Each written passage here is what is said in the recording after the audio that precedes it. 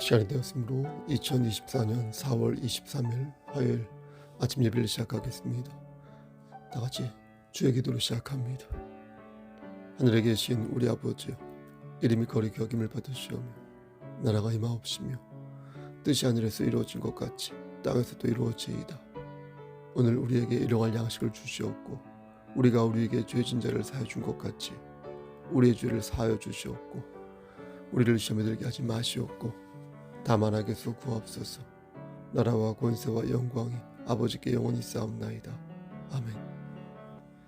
인간의 생사복을 주관하시는 하나님 아버지, 하나님의 크신 사랑을 진심으로 감사드립니다. 오늘도 우리에게 새로운 하루를 허락하셔서 말씀으로 하루를 열 수 있도록 혹은 예배 드릴 수 있도록 허락하여 주신 은혜 진심으로 감사드립니다. 하나님, 오늘도 우리가 성령 충만한 삶을 살아 하나님 말씀 안에서 하나님을 기쁘시게 하는 삶을 살기를 소원합니다. 열매 맺는 삶을 살 수 있도록 하시고 하나님을 근신되게 하는 그런 죄를 반복하여 짓지 아니하도록 도와주시옵소서. 우리는 너무나 미약하고 무지몽매하여서 한 치 앞도 내다볼 수 없사오니 주여 우리를 긍휼히 여겨 주시사 우리를 환난의 습도 건져주시고 우리가 사망의 음침한 골짜기를 지날 때에 주께서 우리를 눈동자처럼 지켜주시기를 간절히 소원합니다. 심신이 연약한 자들을 위해 기도합니다. 저들의 오장육부와 관절을 지켜주시고 저들이 하나님의 일을 건강하게 수행할 수 있도록 하나님께서 적당한 체력과 건강을 허락하여 주시옵소서. 하나님, 오늘 군 입대하는 우리 성윤 형제에게도 함께 하시사 그를 눈동자처럼 지켜주시고 아무 사고 없도록 훈련 잘 마치고 자대 배치 받을 수 있도록 하나님 도와주시고 제대하는 그날에 이를 때까지 늘 장중에 붙잡아 주시옵소서. 우리 윤영 형제에게도 함께 하시사 군 복무할 때 위험에 처하지 않도록 하시고 위험물을 다룰 때에 안전하게 처리할 수 있도록 하나님께서 늘 지켜주시옵소서. 모든 말씀 예수 그리스도 받들어 감사하며 기도드렸사옵나이다. 아멘. 하나님 말씀 보겠습니다. 누가복음 23장 26절에서 31절입니다. 누가복음 23장 26절에서 31절입니다. 26절입니다.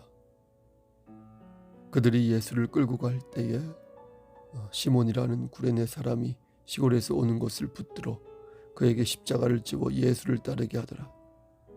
또 백성과 및 그를 위하여 가슴을 치며 슬피 우는 여자의 큰 무리가 따라오는지라. 예수께서 돌이켜 그들을 향하여 이르시되 예루살렘의 딸들아, 나를 위하여 울지 말고 너희와 너희 자녀를 위하여 울라. 보라, 날이 이르면 사람이 말하기를 잉태하지 못하는 이와 해산하지 못한 배와 먹이지 못한 젖이 복이 있다 하리라. 그때 사람이 산들을 대하여 우리 위에 무너지라 하며 작은 산들을 대하여 우리를 덮으라 하리라. 31절. 푸른 나무에도 이같이 하거든 마른 나무에는 어떻게 되리요 하시니라. 아멘. 하나님, 이 말씀을 들어 사용하여 주시옵소서. 예수님의 이름으로 기도하였습니다. 아멘. 소설가 전상국이 쓴 우상의 눈물이라는 그런 단편 소설이 있습니다. 기표라는 학생은 아이들을 괴롭히는 문제아인데요. 이상하게도 아이들은 기표에게 얻어터지면서도 그 옆에 있으면 심리적으로 안정을 찾는 것입니다. 기표가 워낙 힘이 세고 악랄하여서 아이들은 그에게 맞는 게 당연하다고 여겼고 오히려 그의 힘을 의지하여 심리적으로 안정감을 가졌습니다. 이런 기분을 이해 못하는 분들도 많을 것입니다. 어떻게 자신을 때리는 사람을 심리적으로 의지할 수 있을까? 이런 것도 일종의 노예 근성 아닐까? 아니면 피해자가 가해자를 변호하는 일종의 스톡홀름 증후군이 이런 것 아닐까. 그런데 그때 새로운 담임 선생님과 매우 똑똑한 형우라는 학생이 등장합니다. 선생님과 형우는 서로 힘을 합하여 기표를 길들이기 시작하는데요. 문제와 기표요. 결국 문제 학생이었던 기표는 무릎을 꿇게 되고, 그 모습을 지켜본 유대라는 학생은 자신이 우상처럼 받들던 기표가 하염없이 무너져 내리는 것을 보면서 씁쓸한 마음을 가누지 못합니다. 이 소설을 통해서 작가가 말하고자 했던 것은 우상의 눈물입니다. 우상의 눈물. 기표는 아이들에게 우상이었거든요. 하지만 두 사람의 협공으로 말미암아 아무것도 아닌 사람으로 전락하고 맙니다. 작가는 그런 기표를 무너뜨린 또 다른 권력에 주목하는데요. 그리고 한때 자신이 자신의 우상이었던 기표가 쓰러지는 것을 보면서 안타까워하는 유대의 마음에 또 주목합니다. 그게 바로 우상의 눈물을 바라보는 또 다른 눈물인 것입니다. 예수님께서 십자가에 달리시기 전에 비아돌로로사라는 그 길 있죠. 그 길을 지나가셨습니다. 비아돌로로사는 고난의 길이란 뜻인데, 십자가를 직접 지시고 그 길을 오르셔야 했기에 정말로 힘든 그런 곳이었습니다. 그런 길이었습니다. 그 모습을 많은 사람들이 지켜보았고, 한때 자신의 우상이었던 예수가 저렇게 무너지는 것을 보면서 연민의 눈빛과 함께 어떤 인간적인 슬픔을 내어 보였습니다. 그 모습이 바로 오늘 본문이 되겠습니다. 그런데 여기에서 우리가 염두에 두어야 할 사실이 하나 있습니다. 그것은 그들이 예수님을 우상으로 생각했다는 것입니다. 우상이요.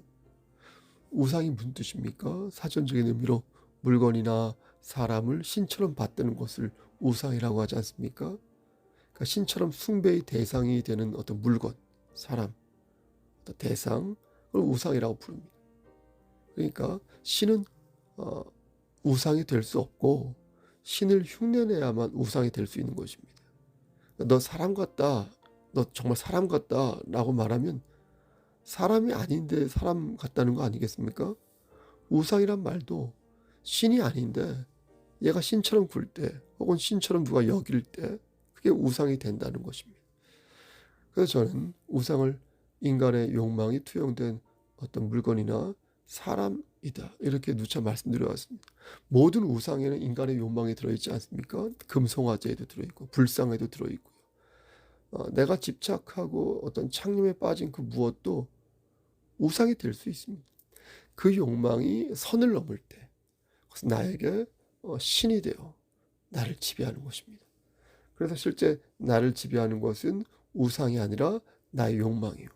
마귀는 그 욕망을 이용하여 우리를 자신의 발밑에 어떻습니까? 포개어 놓는 것입니다. 사람들은 예수님을 하나님으로 생각하지 않고 하나님처럼 생각했습니다. 예수님을 하나님이 아니라 우상으로 생각하여 자신들의 욕망을 구겨 넣었습니다. 그들이 만약 진정으로 예수님을 하나님의 아들이라고 생각했다면 그들이 그렇게 행동하지 않았을 것입니다. 예수 그리스도 앞에 무릎을 꿇었을 것이고요. 자신들이 저지른 그 죄를 회개하며 하나님의 은혜를 구하였을 것입니다. 하지만 그들은 그렇게 하지 않았습니다. 예수를 자신의 욕망을 불태울 수단으로 보았고, 그게 관철되지 못하자 여러분 어떻습니까? 그 즉시 예수를 버렸습니다. 여러분, 내가 가지고 있는 믿음이 진짜 믿음인지 아니면 믿음인 척 하는 것인지 알 수 있는 방법이 있습니다. 기억나십니까? 여러 번 말씀드렸는데요. 내 믿음 속에 내 욕망이 들어있으면 그것은 믿음이 아니라 탐욕인 것입니다. 하지만 모든 욕망이 탐욕인 것은 아닙니다. 하나님의 주권을 받들고, 그렇죠? 하나님께 순종하는 마음이 있으면 나의 욕망도 믿음의 동력이 될 수 있는 것입니다. 다시 한번요. 하나님의 주권을 받들고 하나님께 순종하는 마음이 있으면 나의 욕망도 믿음의 동력이 될 수 있다. 하지만 우리는 언제라도 나의 욕망이 탐욕이 되고 우상이 될 수 있다는 사실을 잊어서는 아니 될 것입니다. 끊임없이 끊임없이 하나님 말씀에 내 자신을 비추어 조금이라도 엇나간 것이 있다면 다시 나를 이렇게 고추 세우는 어떤 노력을 기울여야 할 것입니다. 저는 제가 언제까지 목회할 수 있을까? 목회요? 그러니까 생각할 때마다 깊은 자괴감 비슷한 것들이 들곤 하였습니다. 왜냐하면 아무리 생각해도 부족한 것 투성이어서 이거 정말 더 훌륭한 목사님, 그리고 아무튼 저보다 뛰어난 이런 목사님들이 목회를 해야 되지 않을까, 이런 생각을 많이 가졌습니다. 그럼 그 다음에 뭘 할까 생각해 보면 그 역시 목회와 크게 다르지 않은 것을 봅니다. 목회 은퇴하고 나서요, 하나님을 믿는 자가 하나님의 주권을 받들고 하나님을 의지하며 그분의 통치를 받는 건 목회할 때나 목회를 멈출 때나 은퇴할 때나 뭐 똑같지 않겠습니까? 그렇다면 여기에 있으나 저기에 있으나 부족한 것은 마찬가지이니 결국에는 하나님 멈추라고 할 때까지 사명을 감당해야겠구나 라는 생각을 하게 되는 것입니다. 중요한 것은 무엇입니까? 온전한 믿음을 갖는 것인데, 그러기 위해서는 내 안에 쌓인 노폐물 같은 그 탐욕을, 정욕을 비우고 주님을 주님으로 섬길 때 비로소 제대로 된 삶을 살 수 있다고 믿는 것입니다. 당시 이스라엘 백성들은 그렇게 살지 않았고요. 그래서 십자가를 지고 비아돌로로사를 걸어가시는 예수님을 보면서 다른 각도에서 슬퍼하고 다른 각도에서 자신의 가슴을 쳤던 것입니다. 그들이 이렇게 슬퍼했습니다. 27절 말씀. 또 백성과 및 그를 위하여 가슴을 치며 슬피 우는 여자의 큰 무리가 따라오는지라. 그렇죠? 물론 가슴을 치며 울던 사람 중에는 예수님을 구세주로 믿은 사람도 있어서 진심으로 예수님의 죽으심을 슬퍼한 자도 있었을 것입니다. 또 28절 말씀에서 예루살렘의 딸들이라고 하여서 여자만 울었거나 예루살렘에 사는 사람들만 운 것은 아니었습니다. 그러니까 시온의 딸이나 예루살렘 딸이란 표현은 이스라엘 전체를 가리키는 일종의 관용적인 표현이거든요. 대부분의 사람들이 예수님의 고난을 인간적인 시각으로 바라봤습니다. 한때는 슈퍼스타였는데 완전히 그 꼴이 처참하게 일그러진 것을 보면서 어떻습니까? 특히 심성이 여린 여성들은 인간적인 눈물을 흘린 것입니다. 예수님께서는 그러한 그들의 마음을 알고 계셨습니다. 저들이 왜 가슴을 치며 울고 있는지 알고 계셨고, 자신을 바라보는 저들의 눈빛에 연민이 묻어 있다는 것을 알고 계셨습니다. 그래서 주님은 28절에서 이렇게 말씀한 것입니다. 예수께서 돌이켜 그들을 향하여 이르시되 예루살렘의 딸들아 나를 위하여 울지 말고 너희와 너희 자녀를 위하여 울라. 그렇죠? 여러분, 이 말씀의 뜻은 너희가 지금 나를 위하여 울 때가 아니라는 것입니다. 조금 더 의역해서 말씀드리면 지금 발등에 불이 떨어진 사람은 내가 아니라 너희다. 너희다.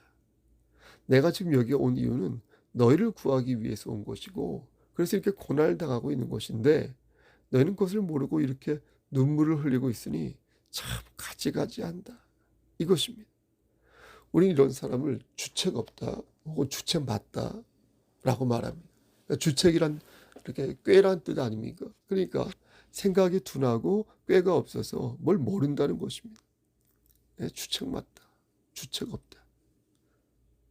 예수님께서는 울고 있는 저들을 보면서 몰라도 한참을 모르는 저들을, 주책맞은 저들을 보면서 앞으로 너희가 어떻게 될지 몰라서 이러는 것 같은데 지금은 나를 위하여 울 때가 아니라는 것입니다. 이제 곧 너희는 심판을 받게 될 것이니 어서 속히 정신을 차려서 너희와 너희 자녀를 위하여 울라는 것입니다. 그럼 대체 그들에게 무슨 일이 일어날 것이기에 예수님께서 그런 말씀을 하신 것일까요? 29절 말씀 보면 그 내용이 나와 있습니다. 보라, 날이 이르면 사람이 말하기를 잉태하지 못하는 이와 해산하지 못한 배와 먹이지 못한 젖이 복이 있다리라. 그날에 환난을 당할 것이니 차라리 아기를 갖지 못한 사람이 복이 있을 때가 온다는 것입니다. 이 말씀과 비슷한 말씀이 21장 23절 말씀인데 다음과 같습니다. 그날에는 아이 벤 자들과 젖 먹이는 자들에게 화가 있으리니 이는 땅에 그 큰 환난과 이 백성의 진노가 있겠음이로다. 여기에는 아이를 벤 자가 문제라고 말씀하시는데 오늘 본문 23장 29절에는 반대로 어떻습니까? 반대로 아이가 없는 자에게 복이 있다 이렇게 말씀하십니다. 그러니까 표현은 다르게 하고 있지만 내용은 사실 같습니다. 이게 무슨 말씀이냐면 환난 날에 큰 고통이 있을 것인데, 예? 환난 날에 큰 고통이 있을 것인데 너무나 그 고통이 커서 차라리 아이가 없는 것이 낫겠다. 그 정도라는 것입니다. 그러니까 아이가 있었다면 그 고통이 2배일 텐데 그 이상일 수도 있겠고요. 고통을 당할 것인데 그래서 하지만 그러지 않아 가지고 너무 다행이라는 것입니다.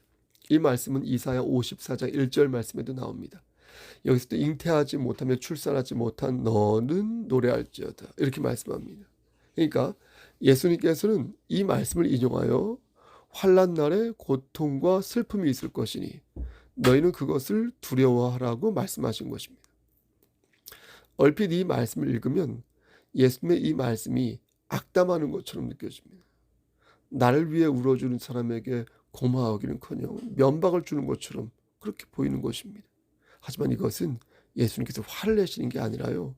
여전히 당신이 어떤 존재인지 모르고 여전히 죄를 회개하지 않는 자들을 보면서 지금 안타까운 마음을 전하는 것입니다. 드러내는 것입니다. 지금 내가 너희를 위하여 이렇게 십자가를 지고 가고 있는데 나를 불쌍하게 쳐다보며 지금 혀를 차고 있으니 어이없다, 황당하다, 안타깝다 라는 것입니다. 너희는 왜 하나님의 뜻을 모르고 아직까지 나를 그리스도로 영접하지 않은 것인지, 왜 않는 것인지 지금 답답한 심정으로 저들을 바라보고 계신 것입니다. 그래서 나를 위하여 울지 말고 너희와 너희 자녀를 위하여 울라 이렇게 말씀하신 것입니다. 저는 예수님의 이 말씀에서 너희 자녀를 위하여 이 구절이 눈에 밟힙니다. 예수님께서는 왜 너희 자녀를 위하여 라는 말씀을 저들에게 하신 것일까? 예수님의 이 말씀은 얼마 후에 실현됩니다. 40년 뒤에 실제 예루살렘은 로마 장군 디도에 의해서 함락되지 않습니까? 그때 여자들과 아이들이 미처 도망가지 못해서 모두 죽게 되어가지고 실제 말씀대로 이루어지지 않습니까? 그렇다면 저는 이것이 전부일까 묻게 되는 것입니다. 예수님의 이 말씀이 우리의 미래와는 상관없는 문제, 상관없는 것인지 묻게 되는 것입니다. 사랑하는 송석계 성도 여러분, 인간의 삶은 희로애락으로 이렇게 가득 차 있지 않습니까? 하지만 결국 죽음과 심판으로 모아지지 않습니까? 우린 말씀을 받았으므로 말씀에 입각하여 우리의 행동 거지를 평가받게 되는 거 아닙니까? 그러므로 오늘 우리에게 주신 이 말씀은 이스라엘뿐만 아니라 우리 모두에게 해당하는 말씀이라는 거예요. 모두가 겪게 될 환난, 모두가 겪게 될 죽음, 모두가 받게 될 심판, 그리고 그리스도인이 누리게 될 영원한 안식과 기쁨을 우리는 믿어 의심치 않는 것입니다. 때로는 이 세상을 빨리 떠나 빨리 천국 가고 싶은 마음이 들 때가 굴뚝 같죠. 하지만 그래도 세상에 왔으니 하나님을 위해 무엇라도 하고 가야 하지 않을까 하는 생각도 또 드는 것입니다. 여러분들은 어떻습니까? 우리가 이 두 세대의 두 나라에 끼어있는 존재인데 바울의 고백처럼 여러분 어떻습니까? 이 땅에 나를 심으신 하나님을 위해 여러분은 어떤 것을 지금 심고 있습니까? 하나님께서는 오늘 본문을 들어 말씀하십니다. 너희와 너희 자녀를 위하여 울라. 너희와 너희 자녀를 위하여 울라. 여러분은 어떻습니까? 그렇게 하고 있습니까? 예전에는 그렇게 했는데 혹시 지금은 잠시 쉬고 있는 중 아닙니까? 자녀를 위해 기도하는 어머니만큼 여러분 지혜로운 어머니가 어디 있습니까? 여러분 남편을 위해 기도하는 아내만큼 지혜로운 여인이 어디 있습니까? 여러분 어머니와 아내뿐이겠습니까? 네? 누구를 위해 눈물을 흘리며 기도해야 할지 물을 때 여러분들은 분명 마음에 심은 얼굴들이 있을 것입니다. 지금은 그의 얼굴들을 위해서 그들의 이름을 불러가며 기도해야 할 때입니다. 지금 그들을 위해 울어야 할 때입니다. 나의 죄를 회개하여 울어야 하고 주님의 은혜를 감사히 여기며 울어야 하고 사랑하는 나의 자녀와 나의 남편과 나의 아내를 위해 울어야 하고 심판의 그날에 나를 건져주시기를 바라는 마음으로 울어야 한다. 여러분 한 번 더 권면합니다. 눈물로써 기도하십시오. 눈물로써 묵상하십시오. 눈물로써 예수의 향기를 바라십시오. 이 나라와 민족을 위해 섬기는 교회와 부족한 주의 종들을 위해 그리고 사랑하는 형제와 지체들을 위해 영혼의 무릎을 꿇고 기도하시기 바랍니다. 여러분이 사랑하는 그들이 진정 말씀 안에서 바로 설 수 있도록 우상의 눈물을 흘리기보다 어떤 눈물이요? 지혜의 눈물을 흘리기를 바라겠습니다. 오늘도 하나님께서 여러분과 이 공동체 위에 함께 하시기를 우리를 주에서 구속하여 주신 주 예수 그리스도를 받들어 간절히 축원합니다. 아멘. 이제는 우리를 주에서 구속하여 주신 우리 구주 예수 그리스도의 은혜와 아버지 하나님의 만극하신 그 사랑하심과 성령 하나님의 교통하시고 인도하시는 모든 역사하심이 하나님 말씀 안에서 낙타의 무릎이 되어 무릎 꿇는 기도하는 자가 되어 하나님을 기쁘시게 하며 아름다운 의의 열매를 맺기를 소원하는 여기 모인 성도와 그들의 가정과 이 제단과 이 나라 위에 하나님의 사랑하심이 세세토록 함께 계실지어다. 아멘. 예배를 마쳤습니다. 지금 시간이 2시인데 오늘 오전부터 헌법개정위원회가 있어서 모임을 갖고 또 용무하고 강의하고 좀 늦게 집에 돌아왔습니다. 여러분 오늘 무슨 일 있으면 연락 주시고요. 신방을 원하시는 분 있으면 연락 주시기 바랍니다. 010-3938-3983입니다. 3시간 후에 만나 뵙겠습니다. 오늘 하루 또 힘찬 하루 되십시오. 샬롬.